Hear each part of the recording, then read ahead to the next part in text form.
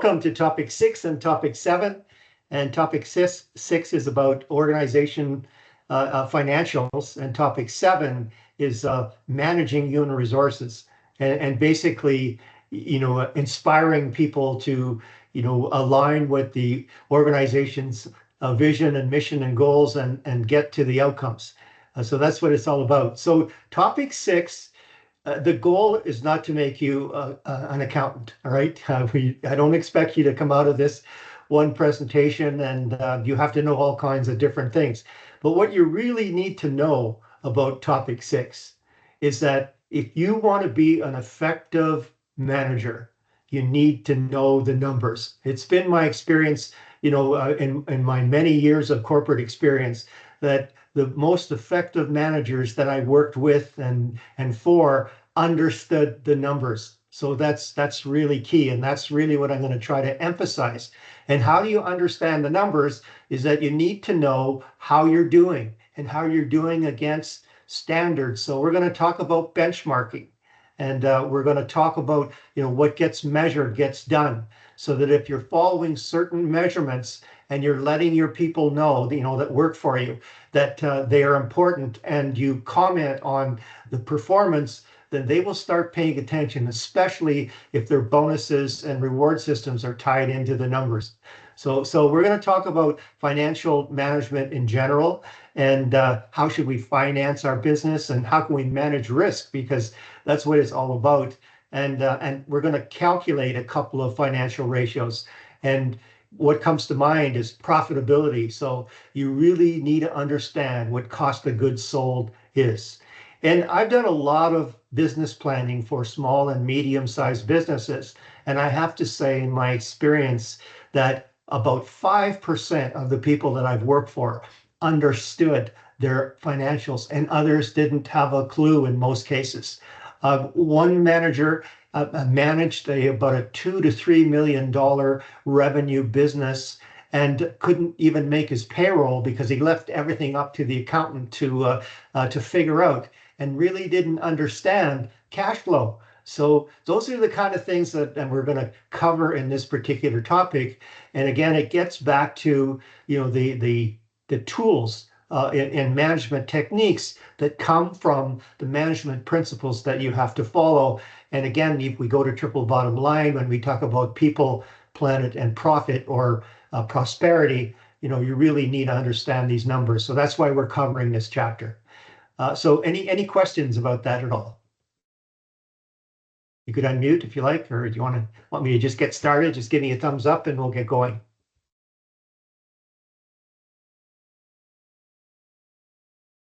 Okay, let's get going. Thanks, Aaron. All right. So here are the deliverables for topic 6. And oh, by the way, we're at the halfway point in this course already. So it's getting pretty crucial on what you need to do.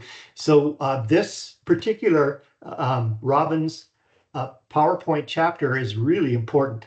And have a look at the nature and importance of control, and it describes the control process and the types of controls, and they discuss contemporary issues in control.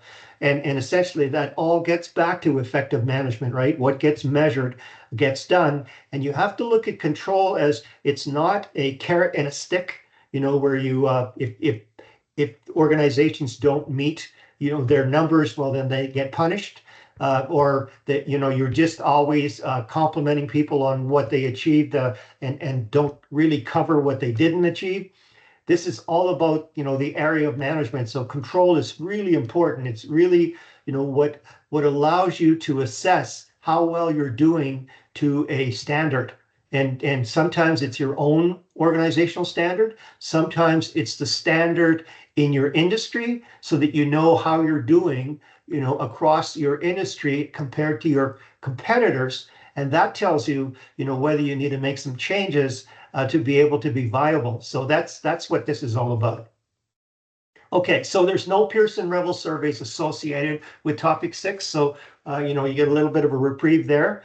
And let's get into the participation topic. So again, we start with a group exercise. And what we want you to do is calculate the cost of goods sold for producing 60 gingerbread houses. That's what we want you to do. And based on your calculations of cost of goods sold, then you actually calculate gross profit.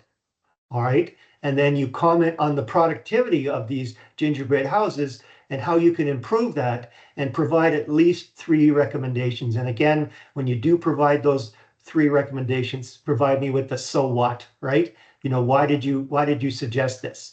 So what? So that involves the critical thinking and what's going on. But why are we doing this? Is that we're really getting into the essence of proper management through controls. And that's why cost of goods sold is really important. And the key thing here is to understand that calculating cost of goods sold for a retail operation where they're just buying, say, different clothing and then selling it is a different calculation than if you were manufacturing something. And you need to work in direct manufacturing costs, and that's going to be important. So what I found in this course is that a lot of students don't see that distinction between the two, and because you're creating gingerbread houses, you're actually manufacturing. So you want to calculate the cost of goods sold accordingly, and I'm going to give you a few slides to be able to go through that. And interpret what's going on.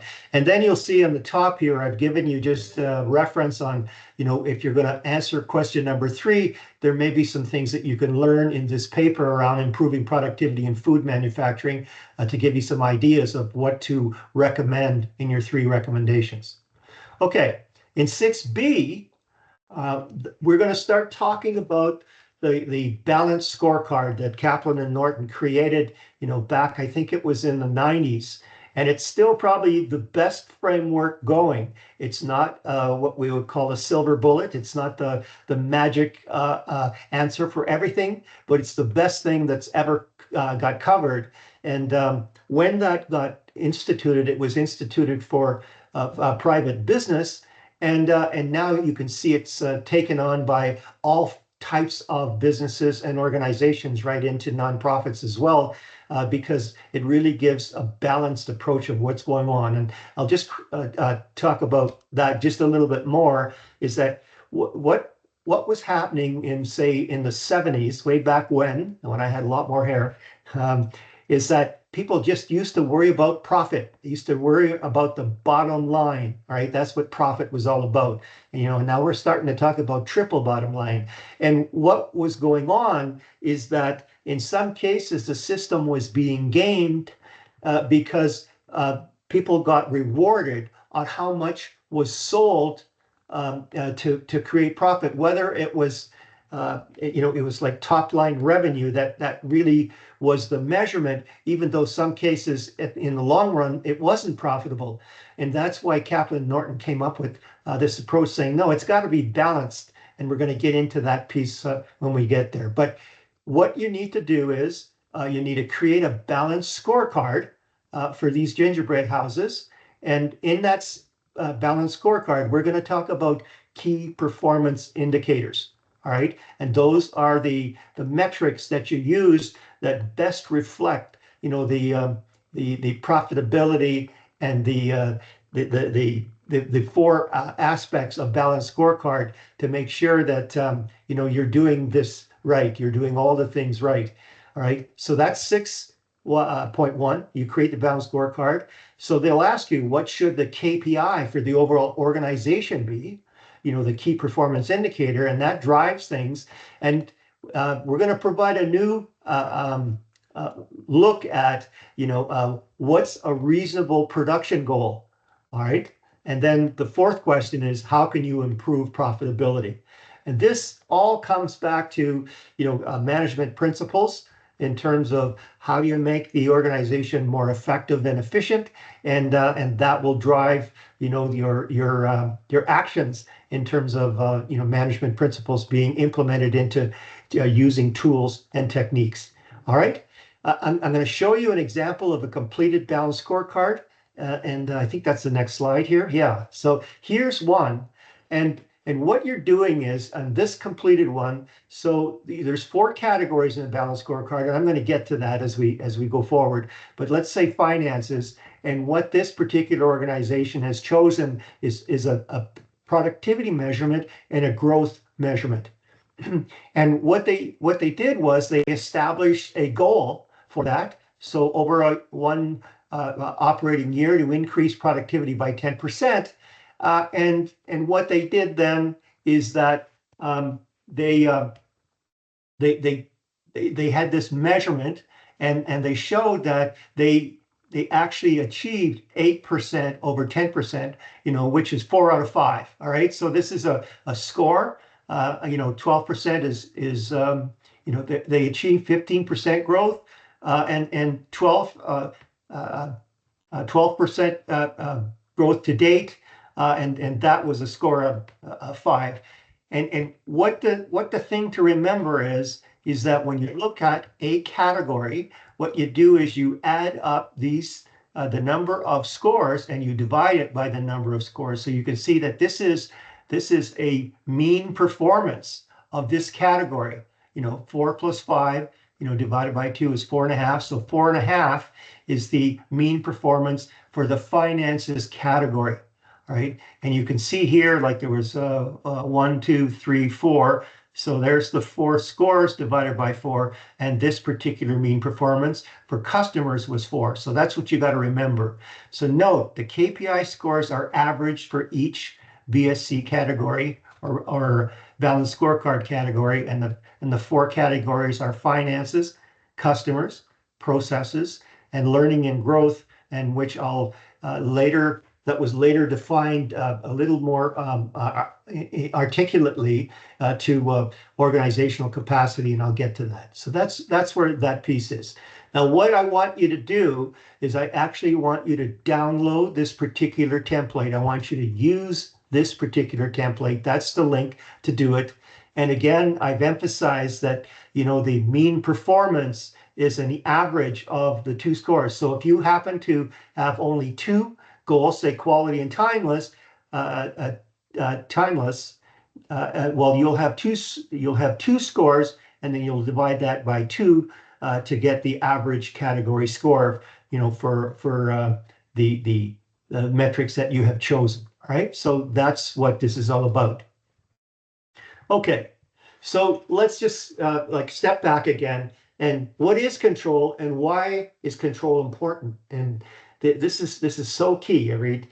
Control is the process of monitoring activities to ensure that they are being accomplished as planned and correcting any significant deviations. And it's the final link in the 4 management functions, right? When we talked about, planning, organizing, leading, and controlling. And the whole idea is that if you actually measure, but you don't communicate, the organization will not respond. I led a total quality management group, and what we found is that if the managers weren't discussing and reviewing and communicating, the gaps, then the workforce didn't respond. It was just so evident. So controlling is helping leaders to plan, because they're looking at, well, where are the discrepancies, and they're comparing that against a standard. And we're going to talk about benchmarking, and it helps empower employees, because people now see, hey, I know how to get rewarded. I'm going to be watching what's going on, and what gets measured, will get done, because I will make an impact on the results to make sure that I'm close to the target, so I get rewarded accordingly. And the organization is protected, in the physical workplace that way, because, it's going to be a balanced scorecard. So there's going to be safety measures in there. There's going to be social measures in there that are important to the organization, that, again, employees will be rewarded upon, and they will manage that based on the type of communication and engagement they get from management. That's the key piece. Okay, so here's what the what goes on is that, in the four functions of management, you plan and you set goals and strategies. and then you organize in a structure. And remember, I told you that form follows function, right? So this is form. You do the structures and the human resource management in terms of, the metrics and all that. That's all part of the structure, right? That's all part of the form. And then there's the leading part where you're motivating the workforce, you're communicating what individual and group behavior should look like. And then, you're showing them, you're measuring their performance against some standards, and you're comparing them, and then you're declaring some actions that need to be taken to be able to actually perform where you feel the organization needs to perform based on the overall business plan of the organization. Okay, again, what gets measured gets done. So what you do is you set some goals, and I'm going to talk about goals a lot more in this webinar, and also we're going to really take goals to the next level in assignment 3, and I'm going to talk about that as well. All right, so you set those goals, and I just want to remind you that goals are derived. They're not just brainstorm. Well, what can we do? It's basically where are we now? Where do we want to be? What's happening in the environment? And then how will we meet those challenges based on where we want to be? And based on that, we determine which metrics or indicators or key performance indicators that we're going to choose to make sure that it's the closest representation to looking at the performance of our goals to get to the outcomes that we want to reach. All right. And you can see that, in a lot of industries, key performance indicators center around customers. They center around financial health, and they center around satisfied employees. And so it's the systems and the information and the feedback and whatever that really drive, what you need to do and how you need to manage to get there. Okay, so key performance indicators, there are a small number of agreed upon measurements that reflect your organization's critical goals for success, right?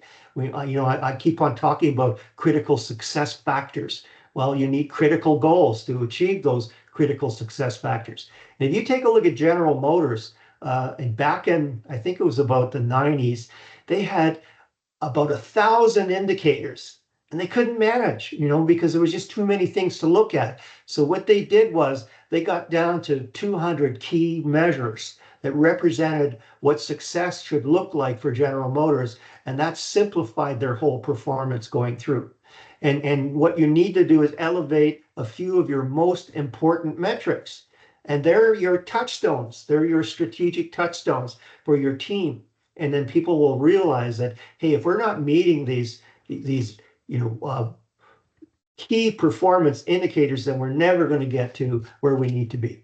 Okay, so here's some examples. Cost of service, measures the overall value. You should be able to, just like cost of goods sold, if you're performing a service, what does that cost you? And then how you compare that against what it's costing other organizations that are competing with you, and that drives your pricing, right? And your competitive positioning. So that's key. Percentage of technical support tickets closed within a specific time measure. Well, that really tells you how well that your organization is responding to your customers when they need help. Percentage of satisfied users and measures user satisfaction. That's really giving you an idea of, are these customers going to stay with you? All right, those kind of things. So that's really key. And so what do you get out of that? You'll get a strategic alignment. You get informed decisions. So it gives you data-driven insights to make changes and to recalibrate, to maybe even go beyond, because maybe you're doing much better than the competition, and that's what's driving customers to your shop. And then performance improvement. You're identifying these areas that need improvement. So that's what it is. So the goals will determine what the key performance indicators are, and then what gets measured gets done. So why do you need these? Well, you can understand how the operational decisions are made in your organization, in terms of success. You can identify problems early and put actions in place. We're going to talk about, you know, feed forward type of indicators to really give you an edge on solving problems before they materialize into very large problems, and then increase the chance of meeting your budget by owning the numbers. And I keep on going back to the most effective managers that I've worked with really understood their numbers. And then improving your own job prospects, because if you're seen, as an operator that really knows how your business is, or your part of the business is running, chances are you will get promoted. That's what leadership is all about, and it'll work well for you. Okay, so now, okay, why should we pay attention to financial KPIs? Well, look at this. So, in terms of cost of goods sold, which we're going to go through an exercise, well, that gives you, the best pricing that you could offer to the market. A gross profit, well, that reflects the company's financial health and efficiency on how they're using the resources. Debt to equity, well, that's understanding the stability of the organization that you're running. Did you know that a lot of bank loans just get pulled because banks are looking at financial statements of your organization and get a sense that, hey, they're not going to be able to service their debt at some point in time. We want our money back, right? So those are the kind of things you need to worry about. Receivables to working capital. So get a sense of how much working capital is in your system. And what working capital is that, what does it take in investment to operate? And I go back to, inventory right here, net sales to inventory. But, if you've got too much inventory in your system, and sometimes it's not only finished in inventory, but it's in process inventory, well, then you've got investment money sitting there and not being used. And what's that doing? It's eating away your profit and your financial viability. Net sales to inventory, that really gives you a sense of what your turnaround is. So that, if you're turning inventory around really fast, it means that you're selling a lot more, you're making a lot more profit in a given period of time. So that's great stuff. Economic value used to effectively manage your inventory. And then working capital, I talked about, how stable you can be when you can optimize your working capital. I wouldn't say minimize, I would say optimize, because what you're doing then is you've got the right amount of investment to be able to create an effective and efficient organization. So these are all the reasons. And so again, I get back to what I said. I don't want you to think that we're trying to make an accountant out of you, but as a manager, as a leader, you really need to understand, the financials in an organization to really know how well you're doing at any point in time. Okay, so where are we in this continuum of time? We're really kind of around the scientific management principles here, and cost accounting and those kind of things came out in this period of time. If you want some information, again, I go back to the Business Development Bank of Canada, and they have a tremendous amount of resources. Here's a link that could help you understand financials, and now we're going to talk about the balance scorecard. I'm not going to play this video, but it's here for you to play. And it really will give you a breakdown of what the balance scorecard is and how it leads to the balance scorecard strategy matrix. And oh, by the way, those are two of the things that are in your group assignment for Amazon. So, pay good attention to what you're doing in the participation activities, because you could take those templates and then use them and save a lot of time and really get some feedback, for what you're doing, so that when you do the group assignment in assignment number 4, you'll know that you're well on your way to getting good marks.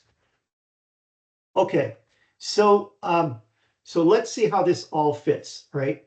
So you have this vision, and what a vision is about is that you're really defining, the desired end state. And when you're doing that, it's not just a picture. I look at it as a movie. What's going on? What are people saying about your organization? What would be the headlines in a business magazine about how successful you were?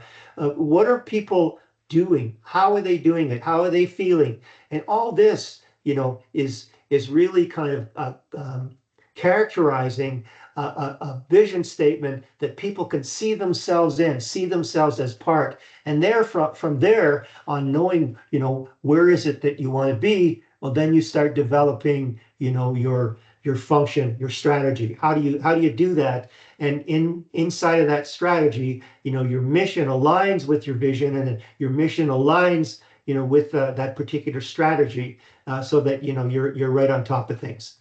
Okay. So this is how this all fits, is that you develop your strategy, all right, you're ready to go. And what a balanced scorecard is, then you have some key performance indicators that are financially driven, key performance indicators that are, internal business process driven, so that that the capabilities that you have in the organization, the processes are going to be the best of the best going on. And then learning and growth is that, do you have the right people in the right jobs? Are they trained properly? And do you have the right infrastructure and infrastructure to help your employees be the best that they can be? And that translates into organizational capacity.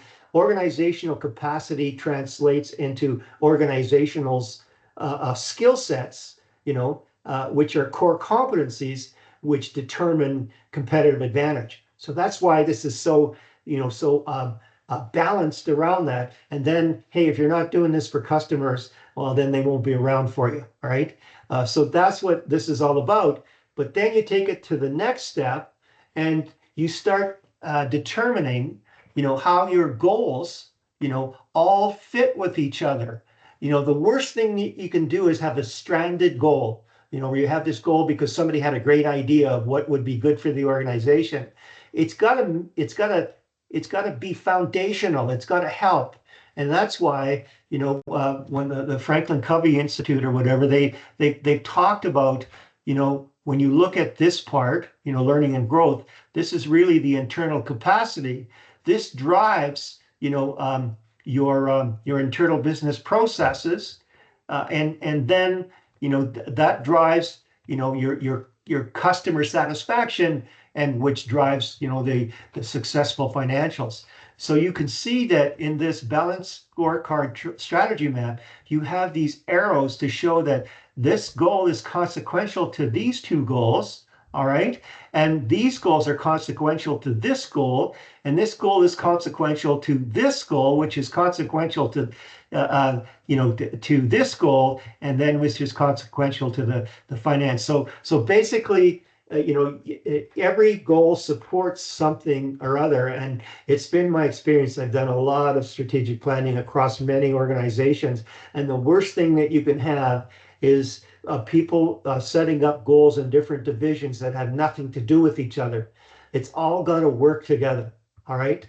And you can see that this exercise here will help you in assignment number 4, the Amazon Team Project, because you're going to ask in question 2 to create a balanced scorecard and align with the strategy for Amazon. And then question 22, you're going to be asked to create a strategic map of Amazon. And I'm going to be looking for how you connect these things. I'm going to be looking for how you set this up. And then, you can have a quick look at this assignment right now as a group to know what's coming, because the end of the term is coming pretty quick. Okay, so what is it? What does the balanced scorecard do? Is it the perfect framework? No, but it's the best thing going right now. And you can see that, it clear across the internet, all types of organizations are using that balanced scorecard. And I've been on, several boards, I think up to about 18 or 20 boards over the last 18 years. And only, I'd say maybe 25% of those organizations really understood how to use the balanced scorecard and how to have the board engaged in providing direction based on the results of towards the targets that have been set up in the balanced scorecard. So again, you can see that organizational capacity starts here, all right here, learning and growth. That's where it is here, and then that drives everything else. Okay, so that's what you need to understand. And what does it help achieve? Well, it really gives you a holistic view of overall performance. It aligns with your strategy. It improves your decision making. It enhances communication. It focuses on value creation and continuous improvement. And we're going to talk about continuous improvement when it comes to total quality management. And essentially, we're going to be talking about Edward Demings and how he was one of the 6 pioneers in quality, and how that's so important to you in this course, and test number 3. Okay, so that's what's coming. Okay, so again, I just want to remind you, you derive goals from issues. They're either problems or opportunities you have to fill. You just don't brainstorm them. And I've seen in a lot of organizations, where they have an offsite and they go in and say, well, what are we going to do this year? Instead of starting with saying, well, how did we do this year? And why? And what's coming up? And then what are the main issues that we want to do? And is our vision still relevant? Is that what we really want to work towards? And based on that, where are we now? Where do you want to be? Well, how are we going to get there? And that's what those goals actually, are put in place to be able to accomplish. Okay, so here's some examples, because you're going to have to come up with a couple of goals for each category. And these are just examples. So I'm giving you some examples of learning and growth or organizational capacity. We're working on the culture, upgrading the IT infrastructure and digital tools to make people more effective, all these things, right? In terms of internal business processes, well, how do we increase production capacity? How do we reduce error rates? How do we improve the IT system capabilities to be able to get more efficient and more reliable, right? So these are just examples that you can pull from. The next one around the customer. Well, how do we increase customer satisfaction? How do we enhance customer loyalty? And I'll just remind you about this. It's easy, it's easier to create customer satisfaction. But as soon as somebody just does a little better than you in terms of competition, you've lost those customers. So the question is, how do you increase customer loyalty? That you can take to the bank, because now you've engaged those customers and you've retained them, and now you've created them into champions, to advocate for your business. So those are the key things that you would look at. And another key one is that how do you increase customer lifetime value? So you may be a retail business, and some new customer from another city comes in and buys a $20 item, right?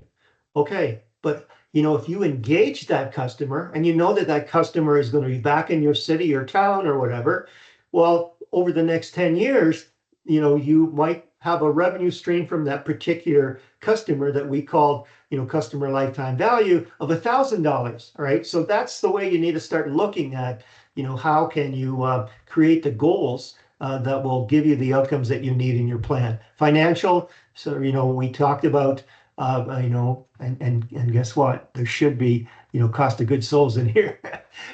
But increasing revenue and increased revenue from new products and all those kind of things. So again, I want you to go back, pull this particular template, and then work participation 6B.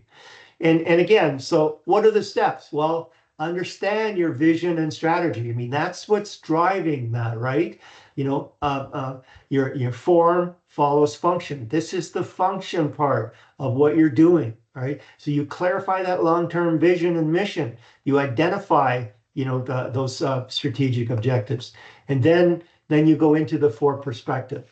And again, this is developed by Kaplan Norton out of Harvard, back in the 90s, and in today's world, it's introduced everywhere. And so this is a little more about, the learning and growth, which is really you're formulating organizational capacity, internal business processes, which is really just key in today's world, especially, if you're dealing, with other partners in a supply chain. You need to be integrated into the entire operation. Having that customer perspective, and aligned with everybody is key, and really getting to the point on being successful, with through alignment and then financial perspective.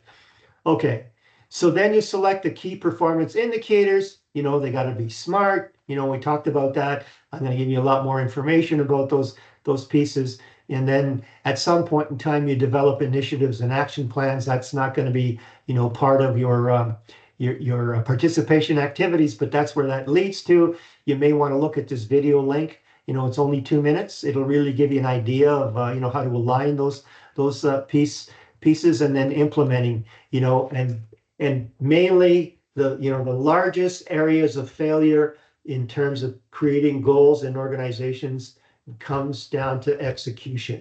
And that's where you really need to get a sense of, what are the barriers that you're up against? What's your main intent? Do you have a learning organization capability to be able to learn from, drawbacks and move forward and recalibrate and those kind of things? Okay, and then you can, what gets measured gets done, and then you gotta, that's where the management comes in. And then we're going to talk a lot about continuous improvement and in the other topics, because this is all part of the later management techniques and management principles that have come out later on in the 2000s, whatever. Okay, so just give you an idea right now about benchmarking itself. And benchmarking really is going out and first understanding how you're doing, and then going out and looking in your industry. Sometimes it doesn't even have to be in your industry. It may be a particular core competency that you have. It may be a particular organizational skill that you have, and say that you might be in the dry cleaning business, all right, but you want to know how can you improve your inventory? Well, Walmart is probably one of the best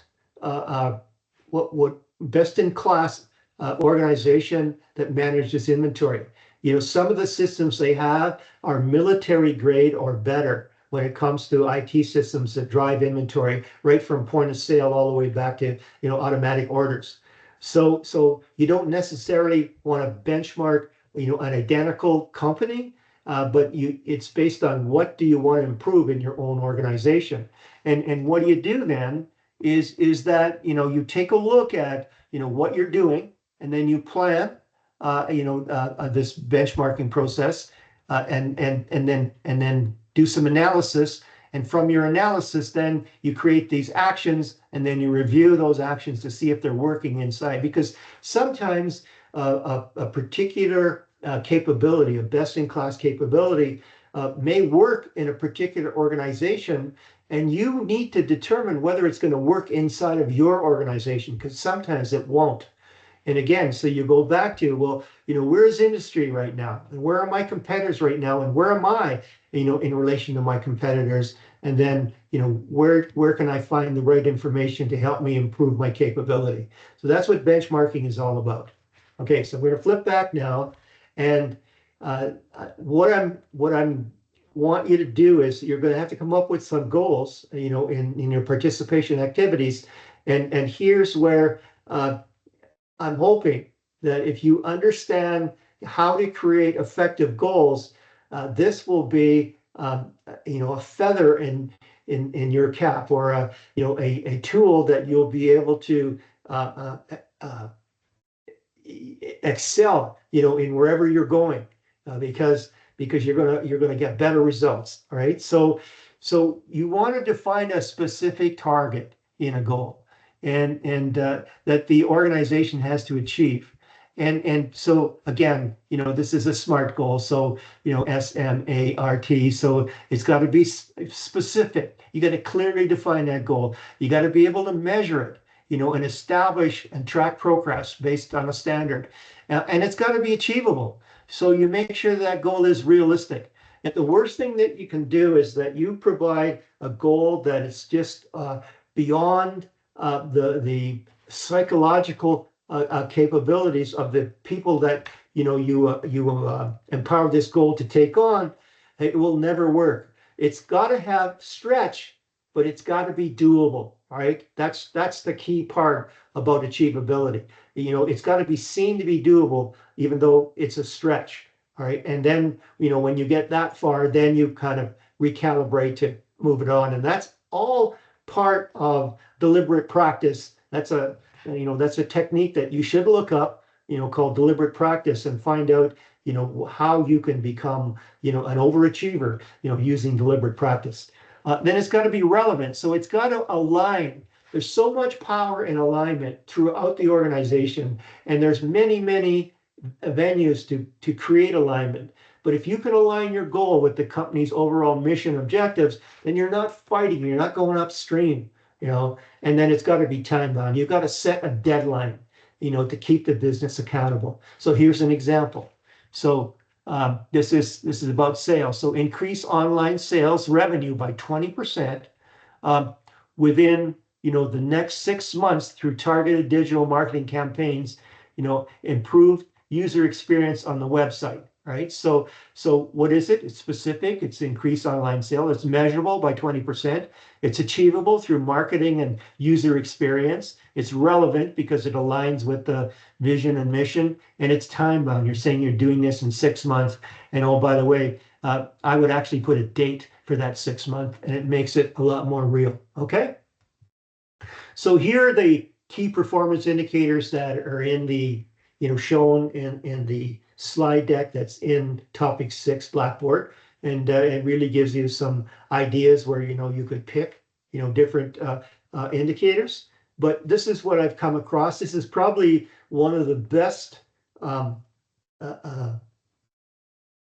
publications on the internet that I've seen. It's free, and it really gives you a good idea of what a KPI is in the checklist. And so I've given you this link, and I would store that link so that when you start your new job, you can go back into it and look pretty smart. If you come up with some key KPIs that maybe no one has thought about, based on what your organization's doing and your organization's vision and mission and goals that are in play. All right. So now let's get into cost of goods sold. And remember, I told you that there's a difference between cost of goods sold calculated for manufacturing goods and then cost of goods sold for resold items like retail. Okay. So this is the one that you need to use. And why is because you've got some costs of direct labor associated with this. So in your gingerbread production, you've got people that are assembling that gingerbread, all right? And you got to include that in your cost of goods sold. Whereas, if you're just selling clothes, well, there's no labor, there's no direct labor. You just buy that clothes from a clothes supplier, you price it and you stick it, stick it in your store, and you can see now of the formulas how different. So for manufacturing goods, this is the one you're going to use. You start with the beginning finished goods inventory, the cost of goods manufactured minus the ending inventory. So basically, you're calculating the cost of goods sold, that whatever got sold over that particular period, right?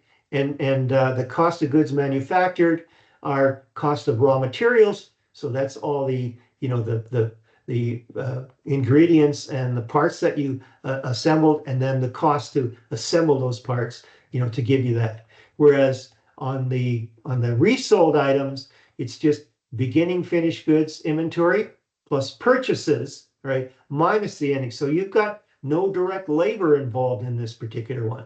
So again, stick to the left-hand side of these slides. Here's a little more information to kind of give you, the right into the layers of what this is all about, and understand, the cost of goods sold doesn't include indirect overhead costs, like utilities or administrative or marketing costs, or leases or rent.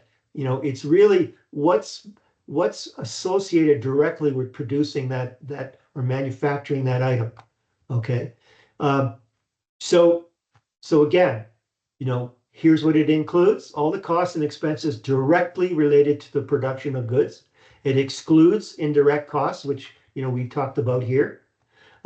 It's deducted from revenue sales in order to calculate, the gross profit and gross margin, and we're going to get into that. And then cost of goods differs from operating expenses.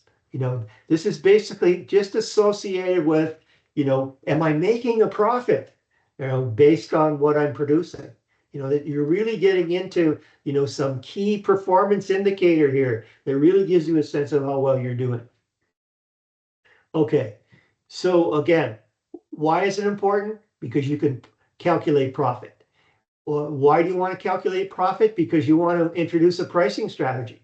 How can you, do better than everybody else?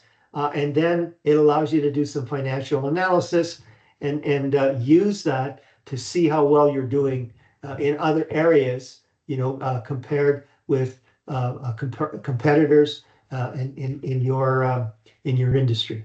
Okay, so here's some other information. I'm not going to go through that, but I'd like you to understand what's going on. Well, you want to know what your gross profit is, because you want to essentially assess how well your production efficiency is. Are you efficient enough to stay in business? And here's the thing about costs: are always going up. All right, they're always going up. That's just like death and taxes. Costs are always going on, so that you need to stay ahead of the game, and you need to price accordingly to make sure that you can still make profit. And you're doing that. A lot of the trade-off is you either put up the price or you increase your efficiency, your production efficiency. So you're always playing with that. And what is that? Well, that's the key functions of management, right? And then, the budgeting really helps you create better budgets and forecasts. And we're going to talk about forecasting in a little while when we get into operations management. Okay, so ignoring cost of goods sold, the pitfalls: well, you don't know what your profits are. You won't be able to make good decisions, and you're likely going to be into cash flow issues, and you won't be able to pay your bills. So those are the kind of things on what cost of goods sold is all about.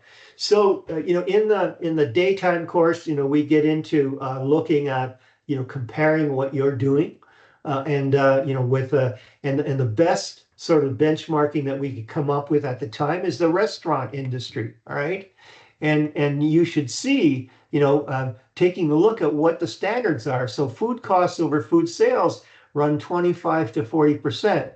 So if your food costs are 60%, it means that, hey, you're losing some capability to make more profit, to be more successful, to stay in business longer.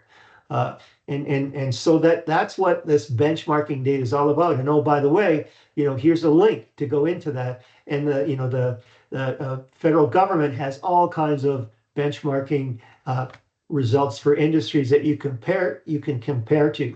So what is the cost of goods sold in terms of percentage? Because sometimes it gets reported in percentage, and you want to compare apples to apples. Well, all you need to do is calculate your cost of goods sold over the amount of sales times 100 will give you the percentage of cost of goods sales. All right, and then how do you calculate your gross profit? Well, it's only what you sold in terms of revenue, sales, dollars, minus what it cost you to produce those, your cost of goods sold. And now you've got some key performance indicators to be able to compare to your competitors to see if you're still in the game or you're ahead of the game.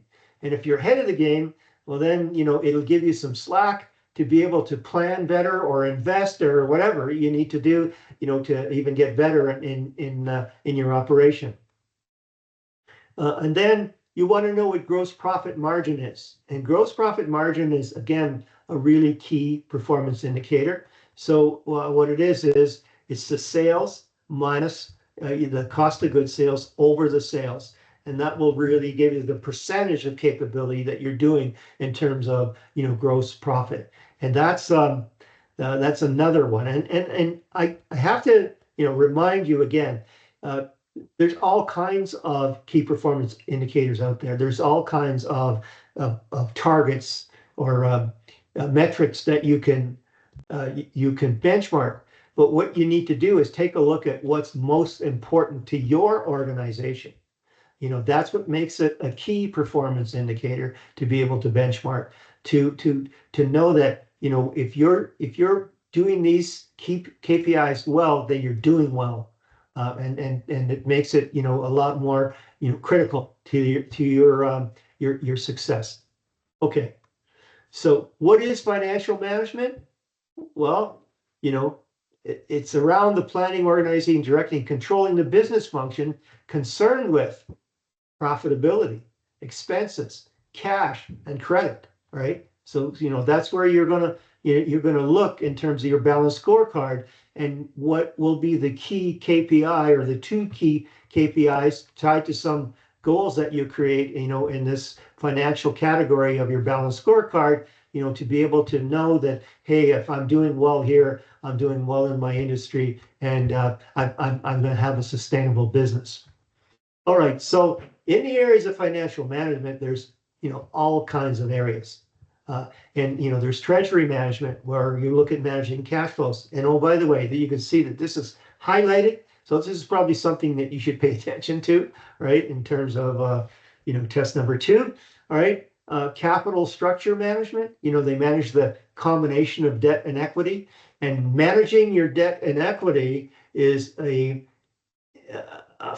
it's formidable, but it's necessary. All right. Because if you're not leveraging enough, it means that you're not allowing yourself to grow like you can.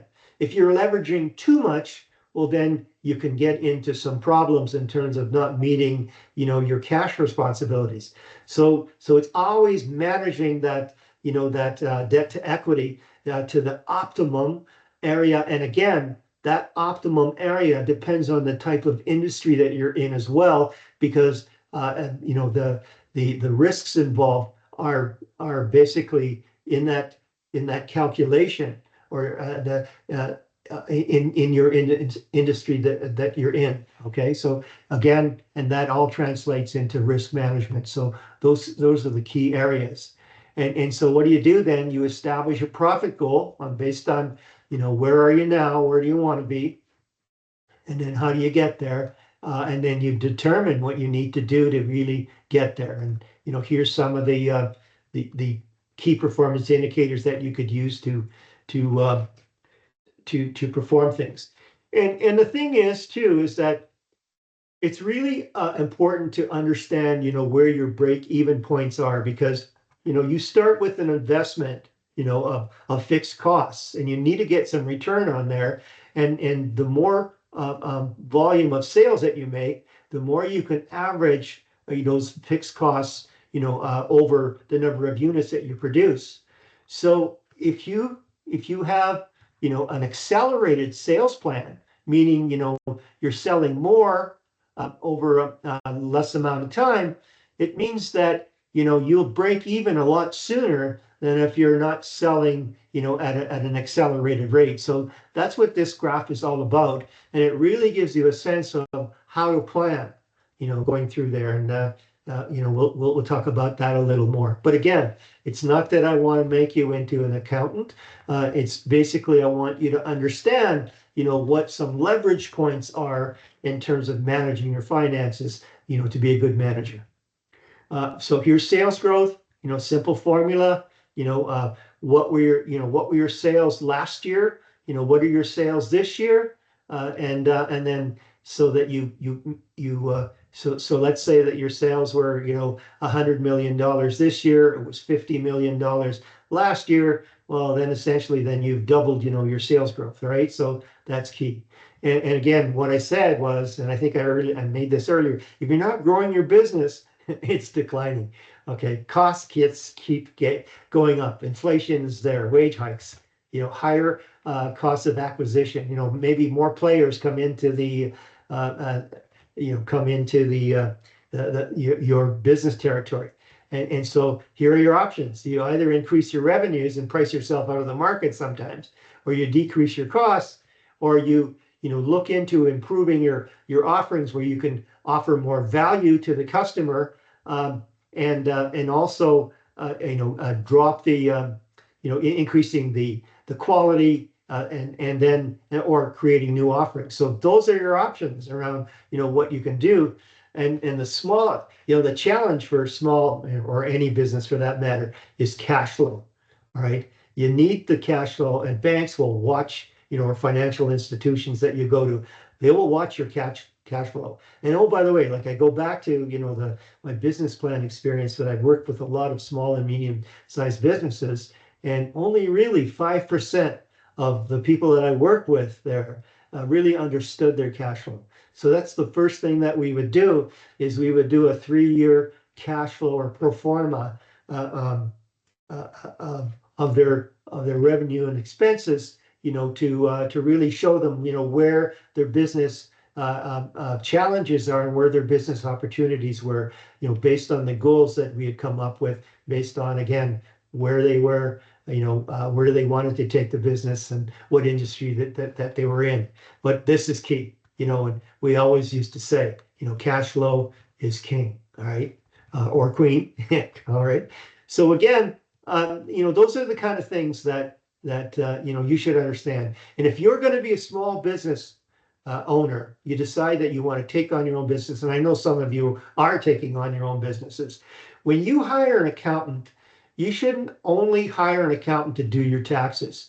You should hire an accountant that understands, how a business runs, so that there's a term for that. They have comptroller or controller, capabilities. And I know that, when I was running, my home life security and home life enviro businesses, the accountant that I had, would give me a good advice on how to run my company, not just, he was a controller. And so he had really good sense of, what you should do in terms of investing, in terms of how you're managing your cash flow, how you're managing, working capital and all those other things. So that's the thing to remember in that piece. Again, this is highlighted. Understand that control cycle, so you're planning and budgeting. You got to allocate some resources, and then you allocate the resources, you start operating them, and you start measuring what's going on. You evaluate how you're doing, and you go back into planning. So really, that's the cycle that you need to look at. And here's where we get into, fix it now or fix it later kind of thing. All right, and get the jump on fixing it now. And that's where we're going to come into some terms. So what can you take in the control cycle? What kind of actions can you take? Well, there's basic corrective actions, and you look at how and why performance deviated, and you focus on the source, and you get into the root cause, and then you fix that root cause, and you're way to the races. But sometimes, you don't have the time. You've got production demands. In terms of from your customers, and that way you don't want to lose businesses or whatever. So what you might do is just maybe fix the symptom, and that's an immediate corrective action.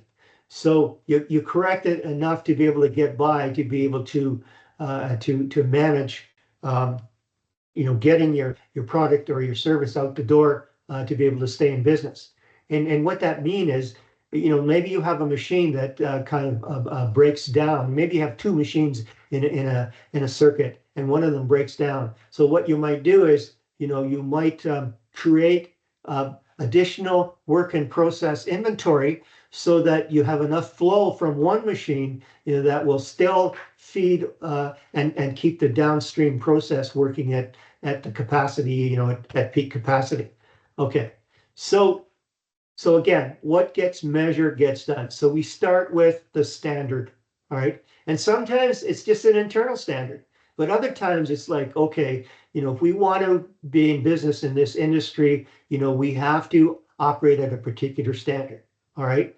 So we set goals to meet those standards, and then we actually then measure our actual performance.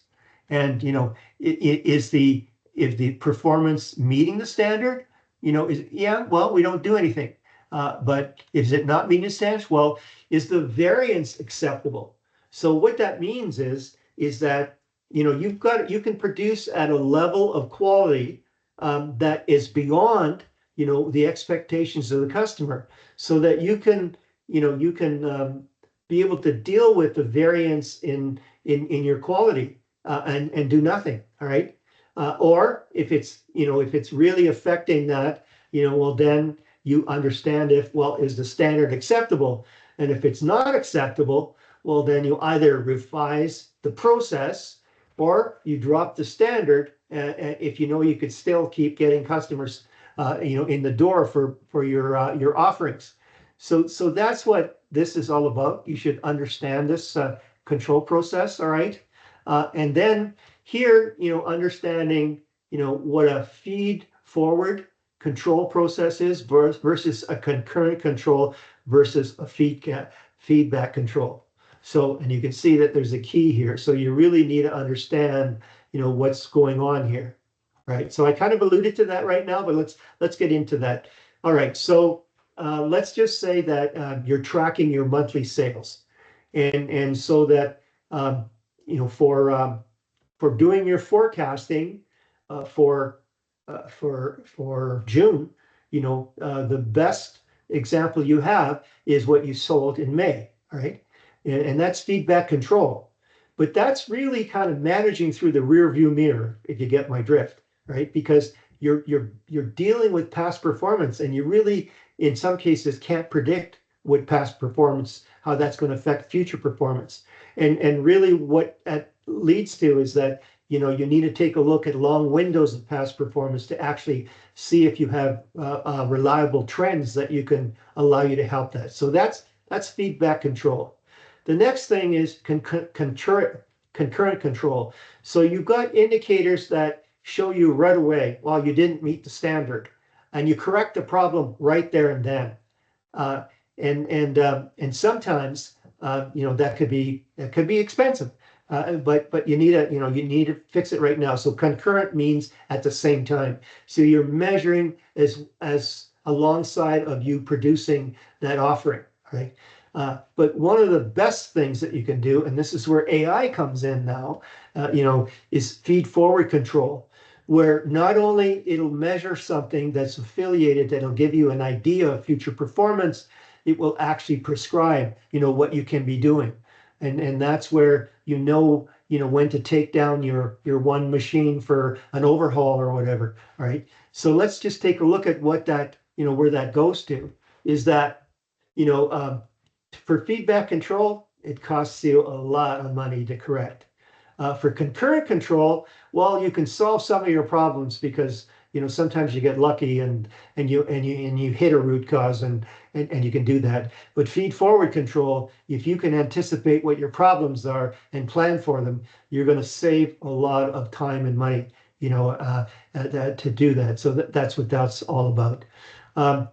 There's other types of financial controls, ratio analysis, budget analysis. But here's one, economic value add. And you just did that, in your participation activity, where you know what it cost you to produce your gingerbread house, what you sold it for. And so that that, the sale price minus the cost, is your economic value add. So, that's where that's going. But now you get into the tax and the annual cost of capital to make it a little more sophisticated to really get a sense of what's going on. And then market value add, and market relates to what you can sell it for, or what the stock market estimate the ability of your value, and that's where that is. And there's two ways of looking at financial ratio analysis. One is how well are you doing in terms of performance, and the other one is how well are you set up to do what you need to do? And this is where financial leverage comes in. And this is really translated on the balance sheet in your financials versus this performance ratios is really kind of seen on your profit and loss statement, right? So that's where that comes from. So you need to understand liquidity, and do you have enough cash to pay all your bills and make your investments? And then solvency, can you meet long-term debts? And so that's where this comes down to. So if you read that, you'll get a sense of how this all comes together. This is just a great ratio calculations piece that I came across. It's just for your information, but if you go to this, this piece, you'll be able to get a sense of all these different kind of indicators that you can use. Okay. Not going to talk about this so much, but you can see that there's all these different kind of ratios, to really get a sense of, how you can, and again, how you can improve your business. And again, it depends on your business. It depends on really what are you trying to achieve for your business, what kind of industry that you're in there, because different ratios are at different levels in different industries. And again, what's your intention for that business? So that's how these are all determined. So here's a whole slew of them, and you can find benchmarks for these, and that's where this federal Canada website is to be able to compare things. Here's just an example. We take a look at, you could use this for your gingerbread house, and take a look at, how does that compare, with different type of industry. Okay, so that's where that is. I talked about benchmarking. So here's, the search for the best practices among competitors and non-competitors. Remember I said it's not necessarily a competitor in your business that lead to superior performance. What we call in total quality management, we call these, best in class practices. And you connect them. You have to, are they going to fit with your strategies and goal? Are they the best throughout the organization? And you can do them for reward and recognition. So and you can see this is a highlighted area that you should be looking at. And again, you can benchmark some of your KPIs across your balance score in these 4 categories going forward. Okay, and let me just talk about corporate risk. And today's, like, when I got into the corporate jobs, at that time corporate risk was somewhere with the accountants, right? There was a risk management group in the accounting group that looked after everything. And then what they found out was that they really couldn't assess all the risks. So all of a sudden risk management became everybody's job. And you really had to kind of understand the risks that you were dealing with in your particular area. And there's different types of risks, where you need to protect your assets, or you need to comply to a regulatory or government or safety compliances. Or, there's things about, fluctuations and, mitigating financial risks or enhancing your decision making. So those are the different types: boosting investor confidence, maintaining business continuity, which is so important now in terms of climate change and what's going on. Is your control center, what's the word, tornado proof or whatever, or do you have 2 control centers in case one comes down? Or are you fostering a risk aware culture? So it's, in essence, then it's preparing for the unexpected, and it makes your company more resilient. You can be more adaptive. You can be able to thrive even in the face of these challenges. And you can see in today's world, hurricane after hurricane in the U.S., how are our businesses coping? What are they doing? And that in itself will give you an idea of what's available. And there's different types of risk. There's speculative risk, uncertainty that that voluntarily taken act will result in a loss. And then there's pure risk. So sometimes, you certainly don't want to bet the company, on a particular notion that, the price of oil is going to go down and you're going to make more profit, so that, you need to understand, what is the uncertainty around what you're doing. And here's some risk management. One is avoidance strategy. Here's an example is that a chemical company, might make cleaning chemicals, and they also might make fireworks. And you know that fireworks storage is a big risk. So they may be, they may say, you know what, let's just stay in the cleaning chemicals business, and let's just get out of the fireworks business and sell it to somebody else. That's avoidance.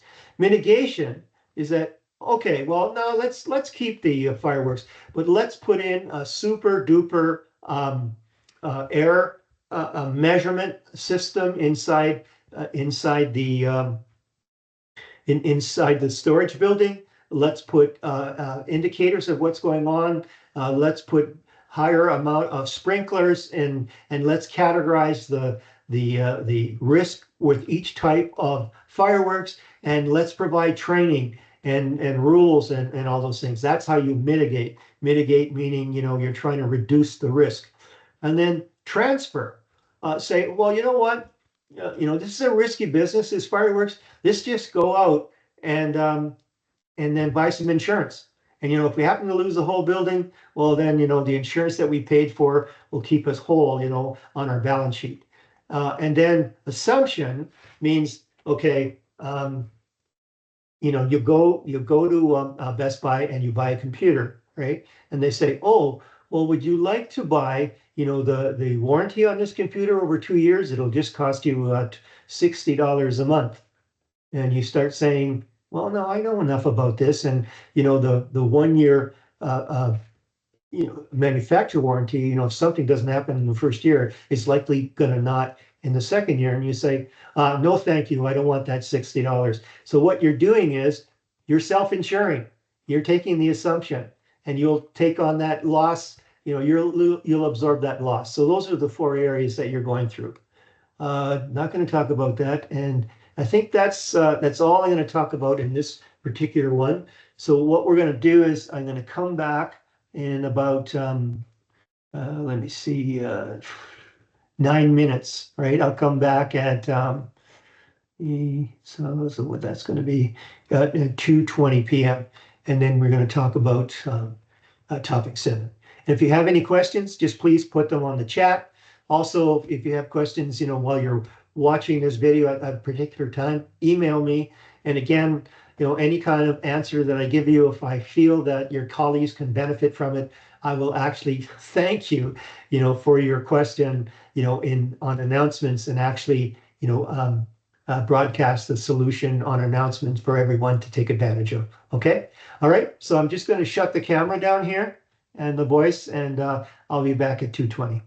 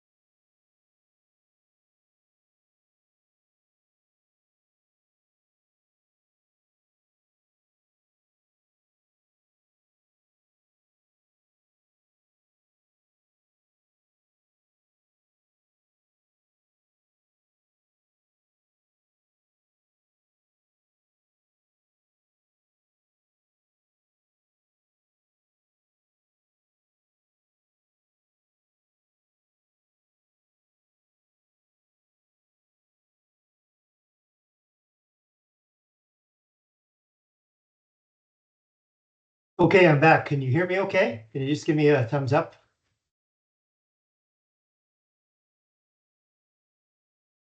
Great, thank you. Thank you, Miss. Okay, so deliverables for topic 7. Here they are. Oh, we just want to share this with you here. Is that you know chances are, this is a link to an article that you may want to read, but the workplace is changing so much that your next teammate doesn't need to need a coffee break, right? So that you're likely to be working with some sort of AI assistant, be it, on a laptop or an actual robot or whatever. But this is what's coming. So I just want to get you ready for this. I mean, the challenges, that are there, um, are they're just going to be immense. I mean, this is, a big change for me. When Google came on the scene, it was like, wow, look at the capabilities now. We can do all kinds of research in today's world now. This is Google on steroids and more. Okay, so that's what that is. I just want to remind you again, on May 27th, the assignment number 3 is due. And there's a video introduction, and I'd strongly recommend that you actually have a read, or sorry, a view of this video. This is the link, it's on YouTube, and it really gives you the background of what's going on. So really what this is doing is that it's a preparation for you in terms of getting ready for artificial intelligence and what components you're likely going to come across. And I'm sure most of you are going to come across some challenges that we're not even we are not even talking about today. This particular Google Doc link is the instructions, and again, you find assignment 3 on Blackboard topic 10, and that's where you upload your. It's a single submission, an individual submission, and I'm hoping that you'll keep this and. I, well, I did it last term, and some of the actual assignments were unbelievably thorough, and really kind of gave me a sense that, hey, that the people were taking this really serious about what they're going to be seeing in the next few years, in their career. So I think it's a worthwhile experience. Okay. And again, if you have any questions, just email me. I'd be happy to answer any questions. Okay, so we're now in the realm of practice or test number 2. Test number 2 is going to be topics 5, 6, 7, 8, and again the practice tests are in topic 8. So there's a few practical tests that you can go through. The key things again are the highlighting and whatever's going on in the commentary PowerPoint presentations that I give you, and the study the Robbins e-text PowerPoints. These are the PowerPoints that are relevant to the information, over the 4 topics that are going to be tested upon. And the thing is that, look at all the participation activities. And again, the participation activities not only cover some test topics, but they also prepare you for, the further assignments. So they're a really good investment. And that's why there's not very many marks allocated to them, but the payoff of doing them, I believe, is very high. Okay. And then there's the Blackboard topic slide decks, which will give you a lot more information. And then there's a lot of video by Professor Powers, who has done a lot of good work in terms of getting down into the detail of explaining different concepts. And then you can get into the e-text. But again, test number 2, will be accessed in topic 10. And again, test your device for respondus lockdown and webcam capability before the test. And again, it will be another 2-day deal where it'll be available on Tuesday morning, 8 a.m. on June 3rd, available until Wednesday, June 4th, 11:59 p.m. Again, these are all the background PowerPoints associated with the various topics. Okay, that's a little more of, what's due going on. But here's a really good, for topic 7, get into chapter 2 and look at what are the environmental constraints on managers. That's what's driving your decision, and how you interpret the environment and the trends and the not only the trends, but the breakthroughs and the very significant events that are going on in the environment will totally impact your business. And it seems to be a lot more connected than it ever was. So that's really good to understand. So 2.2 will explain how the environment affects managers. And like Gretzky said, you're only as good as your last shift that you performed, in terms of how people rate you. Well, you're only as effective as the last time you checked the environment, when you come to review your plan. So that's a really important item. And assignment 3 will take you to a new layer of specifying goals, from topic 6. And I think that's key, important. This will be one sort of skill or competency that if you spend the time understanding how to develop goals, it'll outweigh the benefits that you're going to receive based on achieving what you want to achieve and impressing your peers and your seniors in terms of allowing you to succeed in the organization. So ineffective goal writing is one of the biggest reasons for failure of execution. I mean, that's why I'm really emphasizing that you really spend the time to do that. So I created these goal creation guidelines, and really it's to force you to do critical thinking. All right, and that's the link to get to that.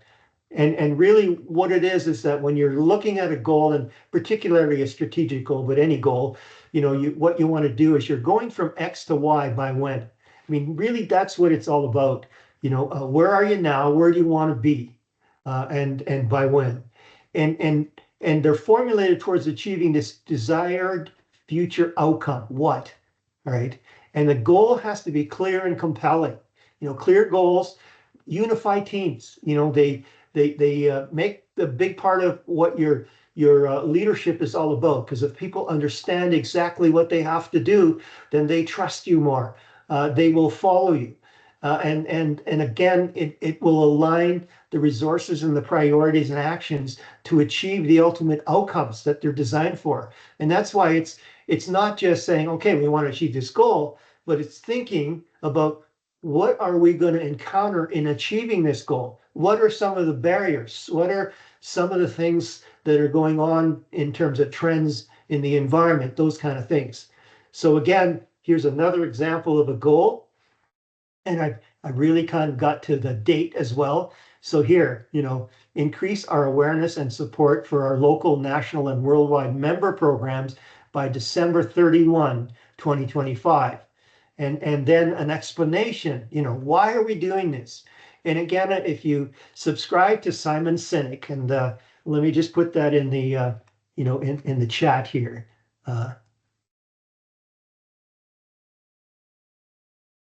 Okay, Simon Sinek.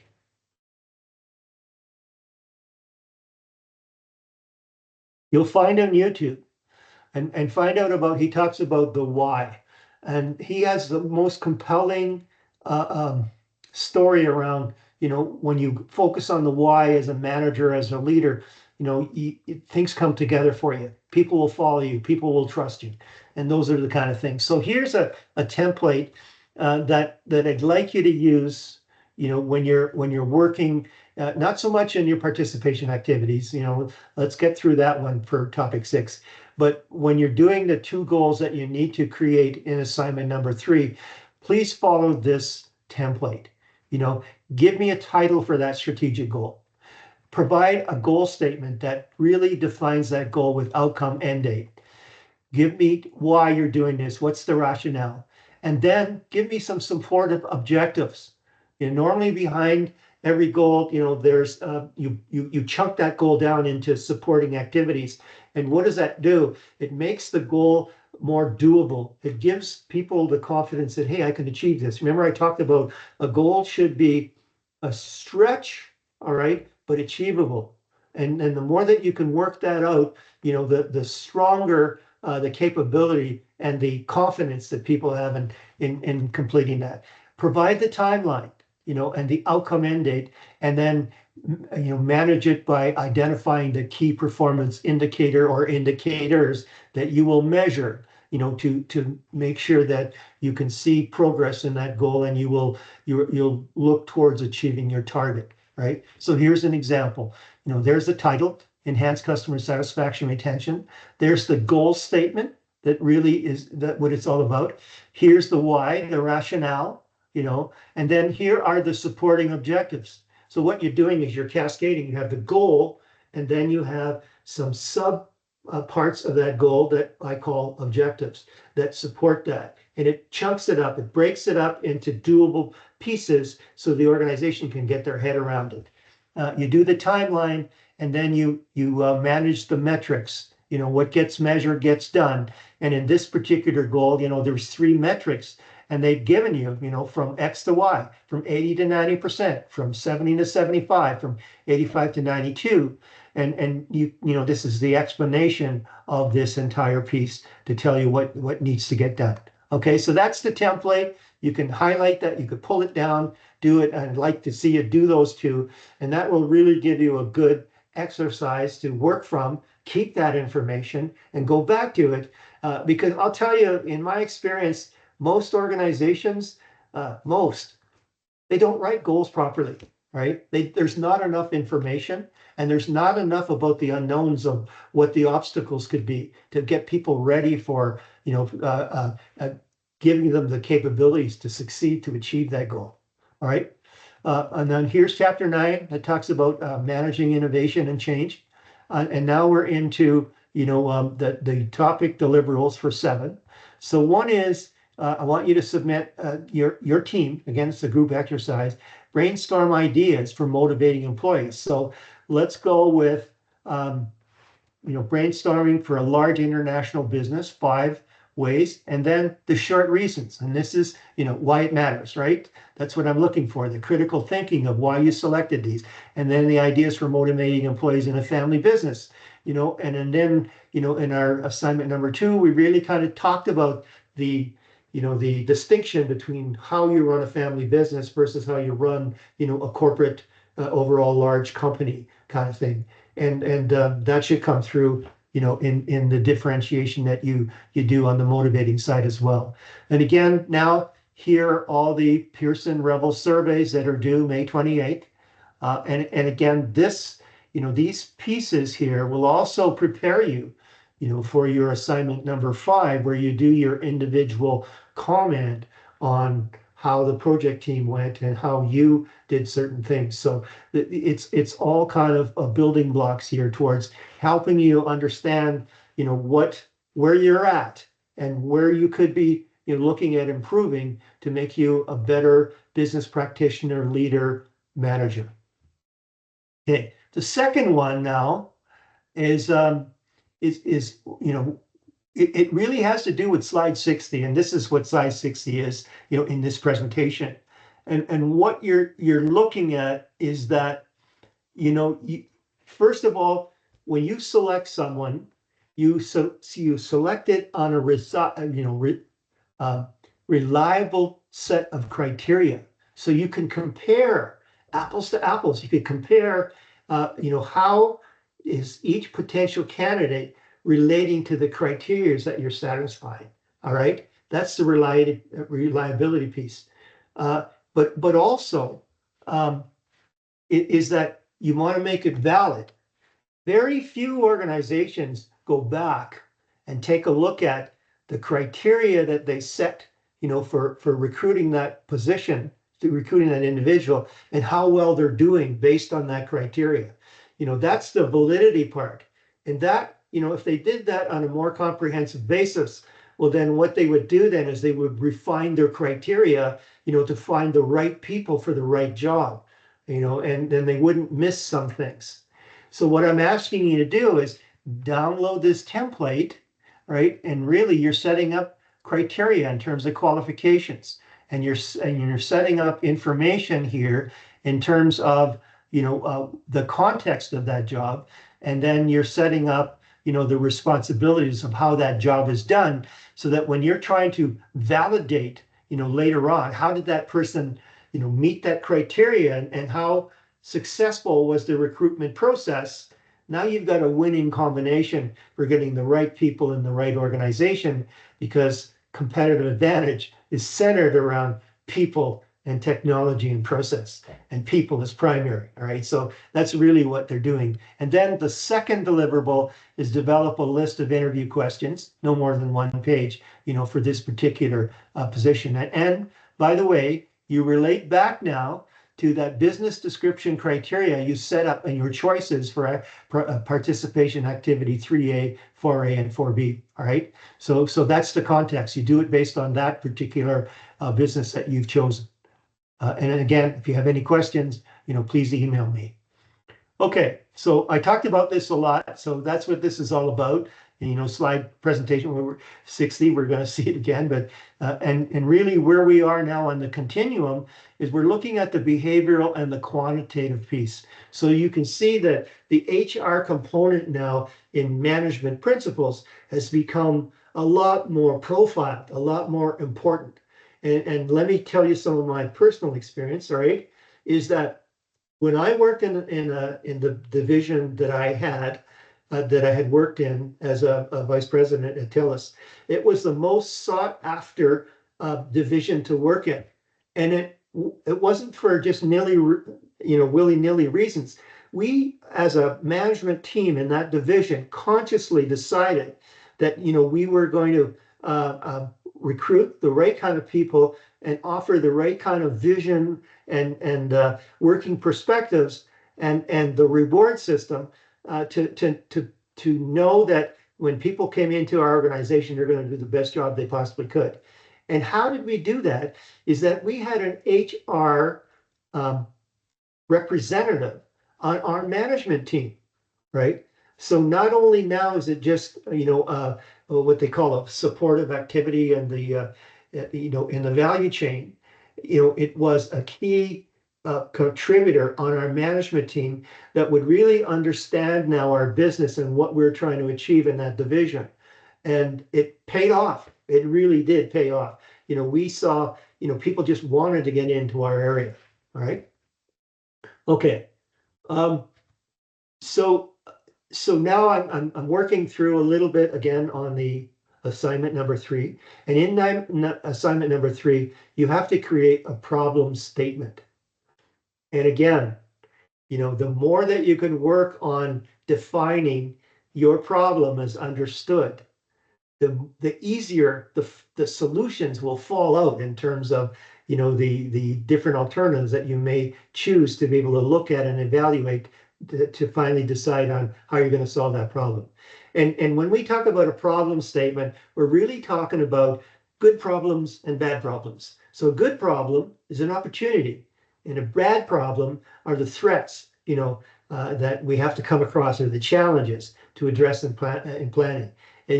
And I think Albert Einstein said this, the best. If I had an hour to solve a problem in my life depended on the solution, I would spend the first 55 minutes determining the proper question to ask.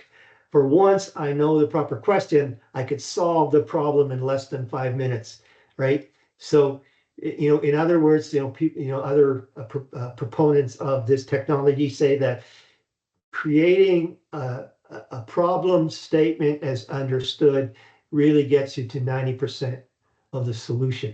Okay, so that keep that in mind. All right, it's crucial. It gives you a clear understanding of the issue, guiding development appropriate target solutions. So what am I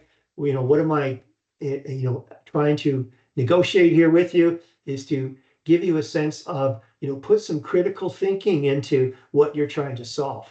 All right, and then we talked about decision biases in that, in assessing that problem definition through a problem solving framework.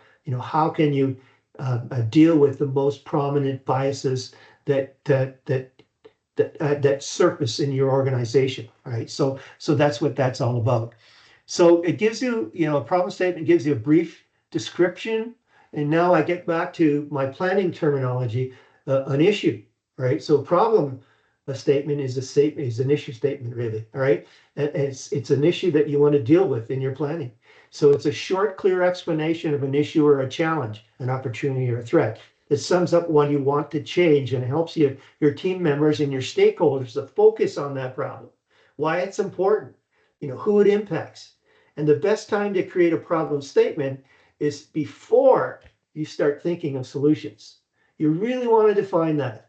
All right. And then here's an article that you can link to, and I think that's part of the linkages in the actual assignment number 3 instructions.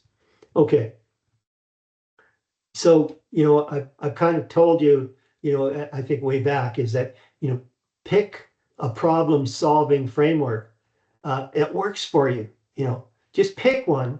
And what you try to do is you try to understand that so well that it becomes second nature to you. So when you start looking at any kind of problem, you're in a group or whatever, you can automatically go into a mental model to be able to look at things. And not only that, people will think you're brilliant, all right?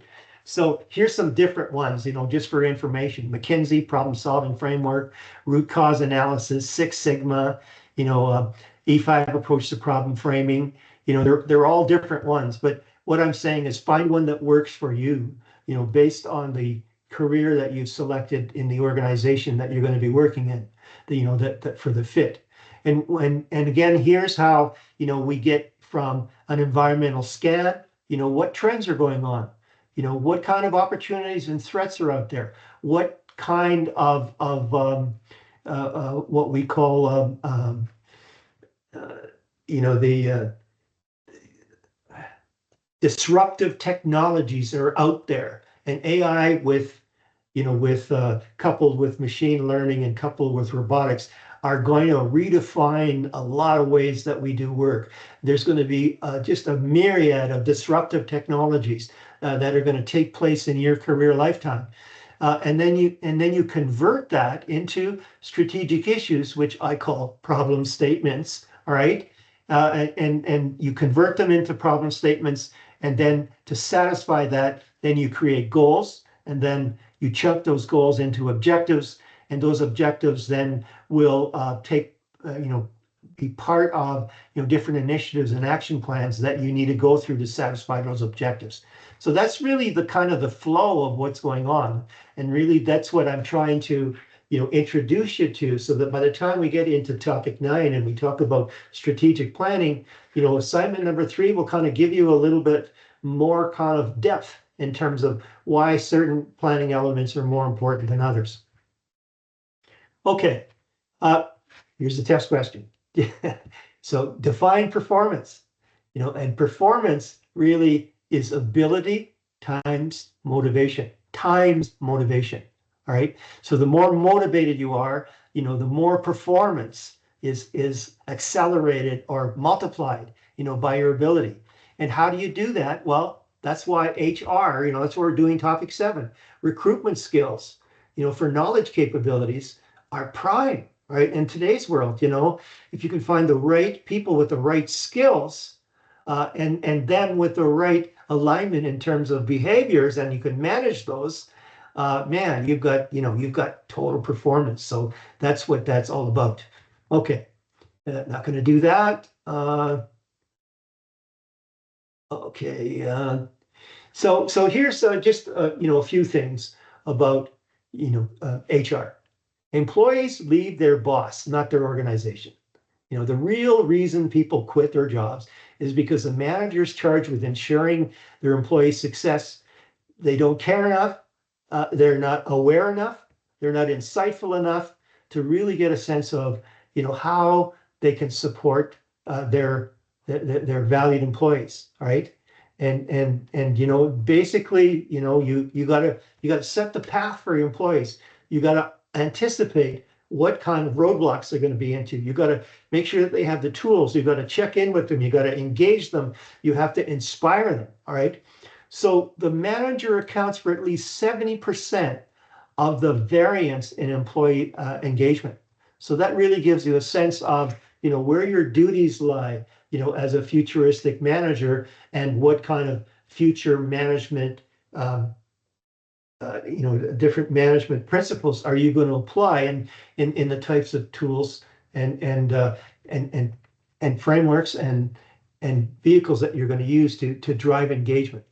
Okay, So management matters, leadership matters more, right? And remember, I told you there was managers and there's leaders in today's world. A good manager has great leadership capabilities. A good leader has good management capabilities, and leaders have a much stronger effect on employee commitment. Why? Because it's the motivational part, and that's where you get the magnification or the multiplication of skill capabilities if they're motivated. So look at this. All right. Leaders have a much stronger effect on employee commitment levels, 89%. Look at where that sits. All right. And then you take a look at above average development opportunities. It's where the manager had above average rating. All right. So you can see that where that comes into view. So behavioral view of management, you can see lots of gold keys here, right? So motivation is a process, where people are energized, they're directed, they're inspired, and they're sustained towards attaining a goal, right? So you got to clear the path for them, but you got to get to show them how they take part in that shared vision. What's that famous FM station, WIIFM, what's in it for me? What's in it for them, right? And show that to them, and be true and trustworthy, going through that. So motivation has these three elements: energy, direction, right? So you got to give them direction, set the direction for them, and persistence, and again, it's done also through role modeling. So people are smart, right? They basically watch what you do, and not so much as what you say, what you do and how you bring that along. So let's look at those motivation theories. So some are content theories. So you can see, what is it, that drives, the motivation, and then process theories, in terms of, how to, set the path for them, how to, get them across challenges, how to, show them how to, create goals and achieve those goals, right? So content and process, just so that you know that that's the piece. And again, now you've been watching this, and I've been telling you that those three documents that I talked about, in terms of the theorists and theories, and how the theories connect to the tools, and how the theories connect to the surveys. Read those three pieces and learn about all these theorists again, because there's going to be a few more questions in test number 2. Right. So, the biggest thing around Mary Follett Parker is, she created this win-win, or she coined the phrase win-win, and really what that translates is, what's in it, for the worker, and what's in it, for the organization itself. Donald F. Roy, talked a lot about self-actualization. Naturally, he must have studied Maslow's, right? And talked about it's not just the job, it's how do you engage people in the job, even if they're got a boring job. This Banana Time talked about they made it fun, and they created a fellowship and team behaviors, because of that, and that increased job satisfaction. All right, so that's where that piece is. So this is all about, the Banana Time. So work is made more tolerable by relationships with coworkers and off-task activities to break up the day. So a little more about this piece. So obviously it's important. McClelland, regardless of gender, culture, or age, people are motivated by 3 factors. And so what it is? Well, the need of achievement, the need of power, and the need of affiliation. And I can tell you, I mean, I'm probably, in my experience, I'm a highly sort of achievement-oriented person. I think this is probably number 1 for me. And then I like to be liked, and I need to be part of a group, and I get excited when I can see people, getting somewhere because of maybe some influence that I created to be able to help them. And then, yes, we all want to be boss, I guess, the need for power, but it wasn't as much as these two for me. All right. So just have a look at the characteristics of that. The power wants to control and influence, likes to win arguments, enjoys competition and winning, and that. But I mean, my biggest thing was, hey, having a team succeed and being recognized as a team that did succeed. I think, one of the highlights of my career, and I keep on talking about this, is when I ran this program for business process improvement for the service delivery process, and we took in 60 people from across the province to work with us to show them change management techniques, to show them how to run meetings, to show them how to do business process improvement. And we derive, at some points in time, 40% of cost improvements and very effective ways of maintaining quality. And just the way that the group was recognized, in employee forums was just an absolute high for me, total absolute high. Okay. So, learn about Abraham Maslow, Victor Vroom, expectancy theory was a really, really important. And basically that's really what drove Hersey and Blanchard to come up with, what they did. But Vroom's expectancy theory is that, you start with that individual effort and then you put in that expectation and then, they create this individual performance. But then the second part is that giving them the right kind of rewards. So the rewards have to be sort of specifically acknowledged, for the contribution of what's going on. And then what it is then is that showing, the individual goals, how employees can see themselves in that shared vision and how they're part of this movement. If you take a look at, the capabilities of movements versus just a straight team that's asked to achieve something, it has a lot going for it. So Vroom's expectancy theory was it's a big component to be able to adhere to and interpret. McGregor, he was the theory X and Y, and a lot of you have really addressed that in a good way in assignment number 2. I was really happy to see how people really responded, and with their comments and whatever. And then Frederick Winslow Taylor, we're still working with, that scientific approach. I mean, I talked about my mining experience where, I actually worked underground and I was being paid bonus. But what would come in is a time and motion study group would come in and actually look at the techniques and the capabilities and the achievements, based in one shift, and then set up a set of rewards to make that, that achievement stretch, right? That's still going on in today's, mining operations. So, here's something that happened way back, in the Industrial Revolution. Okay, so that's the piece. Here's the 4-drive theory. You can see that's all highlighted by Lawrence and Naria. The drive to acquire, the drive to bond, the drive to learn, the drive to defend, and how that motivates. So that if you can, get a sense of, each and every one of your workers on what really drives them, and you incorporate, those experiences inside of their work experience, well, that's a winning combination. Again, you can see there's a gold key here. And again, it's all about the culture that you create. All right. So again, driving a particular culture. So, have a look at what this is all about. Hertzberg, we talked about this, the factors to motivate. This has been part of my management orientation over many years, where, way back when I learned about, motivators and hygiene factors. These are really key. This is what keeps people in their job.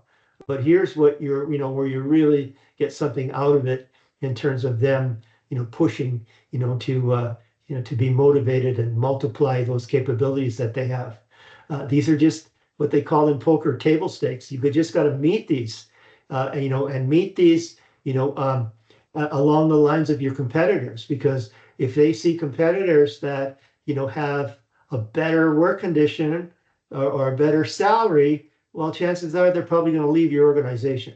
So again, these hygiene factors can cause people to leave, but they can't make them motivated. These are the motivation pieces, and how look forward to that is a big piece. So, have a look at these pieces. And again, in terms of human resources, it's all about recruitment and retention. So let's just say that you want to recruit a business statistician, all right, and that statistician pays $100,000 a year. Now, if that statistician leaves, it will cost the organization, based on the research that is done, $700,000 to get a replacement. And that's why recruiting and retaining these people, not only are you're retaining talent, but you're also retaining a corporate memory, right? And corporate memory goes a long way in terms of influencing and consulting other people in the organization, because those people that have this corporate memory of what they've done and what worked gets passed on. And so that's key. So, HR management has been re-engineered today, and it's become the strategic part of the overall management efforts. And, that's what I experienced in my own career. Okay. Open book management. This is where you're really allowing the people to see themselves as part of the organization. This isn't just something that happens in the corporate office. And what it is that you show people, the impact of their efforts. Only 9% of North American workers can connect their job to the overall strategy requirements of the organization. Only 9%. That means that 91% are basically paycheck employees. They're there just to make money and pay their bills, all right?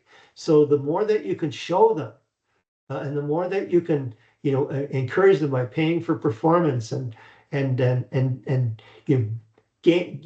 making a game out of different things, for offering prizes and offering work-life balance, the more that you can do that, you'll be able to increase that. Here's a little bit more. This is an amazing book, Jack Stack, and this is where the company was going to go broke. They were just going to shut down, and the employees bought International Harvester and made it work.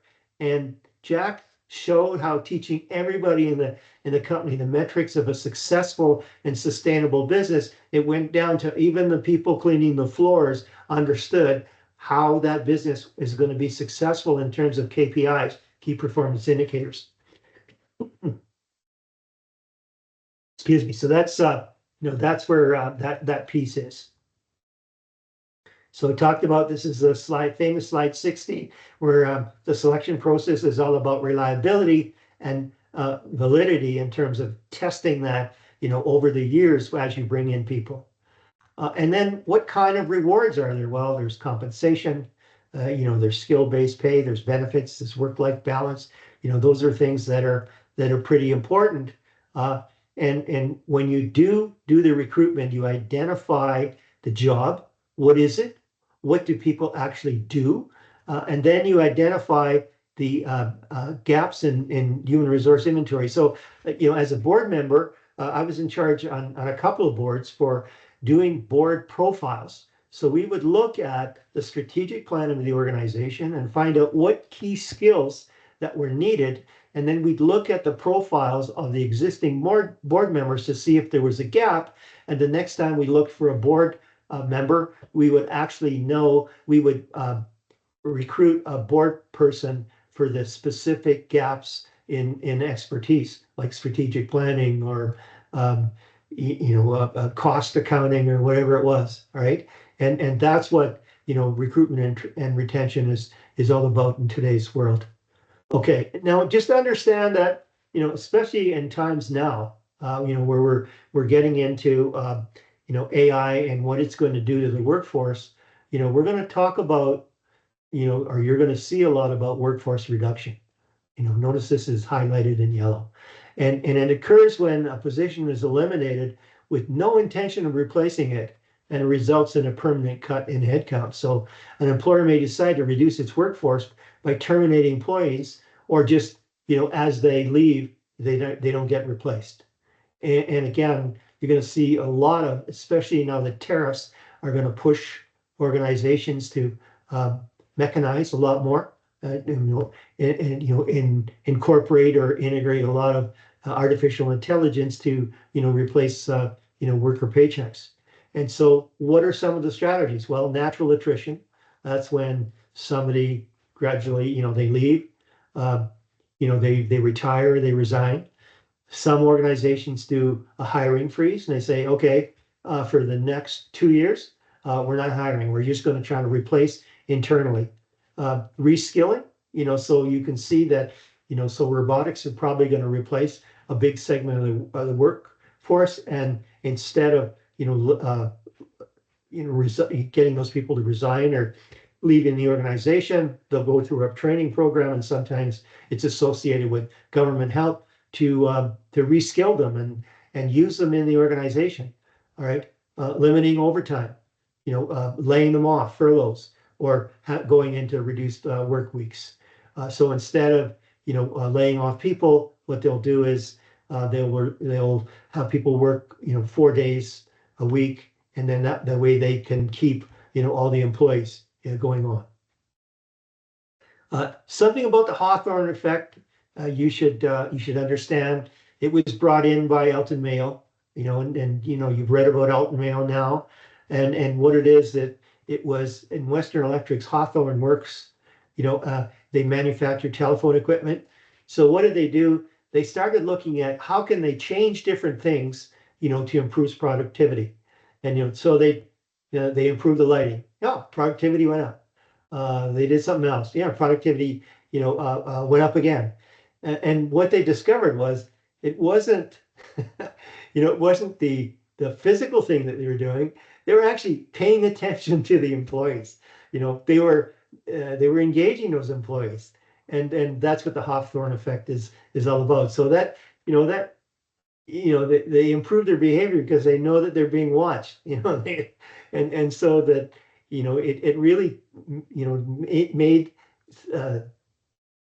management principles around motivation change, and show that it's how much attention you pay to workers. So that drove a lot of the innovation. All right, so that's what you need to know about that. Maslow's hierarchy of needs you can use in any part of your life. All right, and it's a key concept in understanding motivation. And I've worked, I tell this, had the privilege of working with values technology out of California, and we did, core values survey of all the employees. And little did I know at the time that those value sets were modeled over, Maslow's hierarchy of needs. So what they did was they've actually turned this thing 90 degrees. Okay. And the first set of values that they started looking for were physiological, and you can see that here our guy here Hertzberg, he was looking at Maslow. That's where these motivators came from, right? And so that you make these decisions through the lens of your core values, and that's why I highly recommend that. We don't have a core values survey in this course, but you can find one and at no cost in the internet. And I strongly recommend that you do so and get a sense of your hierarchy of values. What's your most important core value versus your least important core value? Because those will drive the way you make decisions, whether you know it or not. All right. The values set the standard for what we would or would not be prepared to do. In other words, what we think is important. So here's Haltona. This is the corporation I work for. And if you take a look at that, you can see that, the self-actualization is on this side, and, physiological is on this side. And what we did was, we actually profiled the organization. We actually surveyed 1,200 of the workforce, the people, and we found out that we had, you know, a median here, like a high preponderance of people that were in the self-initiating state. Okay. And so that what we started doing is we started looking into, you know, what are these values, equality and self-actualization. And so what we did was start to, you know, redesign jobs to incorporate these kind of values and to see if it had an effect on their motivational aspects of doing well in the job. And what you know, here's the next slide. You know, it says core values are not set in stone. You know, what it is that this is the set of values at a point in time, and it's highly set by conditional factors. What's going on in the economy? You know, what's going on in the person's life or whatever. And you know, say that if we went from this was in a good economy, it's more likely that when you go into the bad, you know, a worse economy, that this particular bubble would move back, you know, more into the surviving ranges, because there's what they call latent values, and they surface when a certain condition happens. And if you want to know anything about that, there's a guy by the name of Dr. Massey, and he coined this term here. You know, you are what you are because of what you were when, and it's all based on different types of significant emotional events that you've gone through that formulate why you think certain things are important to you. And so that's just a reference. You're not going to see it on a test. That's about it. Okay. You know, and there's different models for HRM. You know, so or your human resource management, and the 5P model. You know, it's a key one to kind of, you know, in terms of, you know, the purpose, principles, processes, people, and performance, and how do you set that up, you know, to be able to structure, you know, the motivating factors to improve. And again, it's all about alignment, and that's your secret sauce. Just, you know, I created this chart, and you can take a look at, you know, you need to give direction through clarity. All right. You need to provide them to be able to focus on what's important. And then you show what's impactful, and then you give them the tools to be able to do that. And so each one of these will contribute to a certain amount of alignment. You know, if you could do most of them, then you've got a secret sauce going on for your organization. This is just additional information to review. This is a bad piece. This is your actual assignment number 4 that's due on June the 12th. Sorry, I didn't revise that slide, but it gives you some information on what to take a look at, you know, for that, and a little more about, you know, how group assignment number 4 is going to take shape. But I'm going to cover that in a future topic as well. But the whole idea to remember is that I want you to not answer all 29 questions. What you do is you answer enough questions to get close to 100. And you can see in this example, the certain questions that were chosen by this group totaled 104. And I want you to do this total. I want to see this particular table of content inside of your assignment number 4 as a group piece. And I want to see which questions that you chose to address as a group and total up the number of marks, so that when I mark this, I will mark it out of 104. You know, another example might have exactly 100. I'll mark it out of 100. Or another group may have certain questions that total 106. I'll mark it out of 106.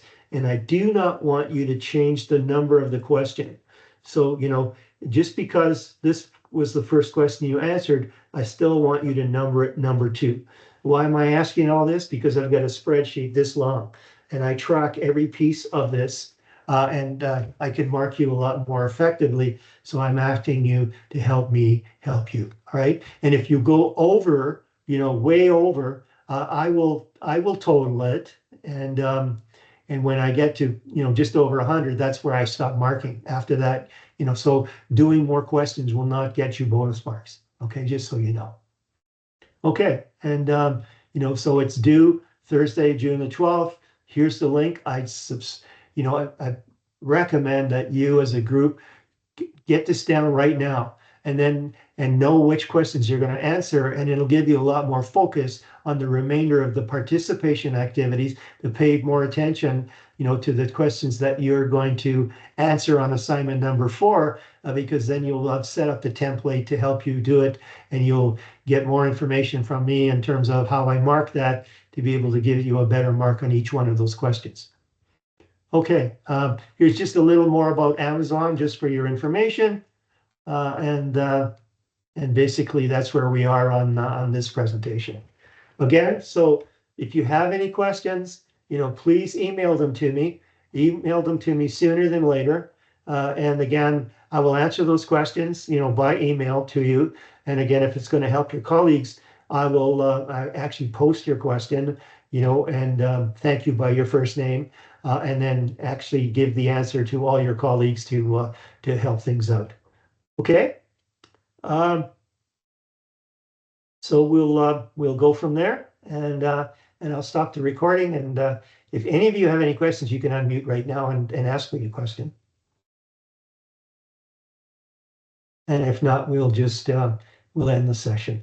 All right. So thanks for being here, and I'm hoping that these particular presentations help you get through this course. Okay. Take care.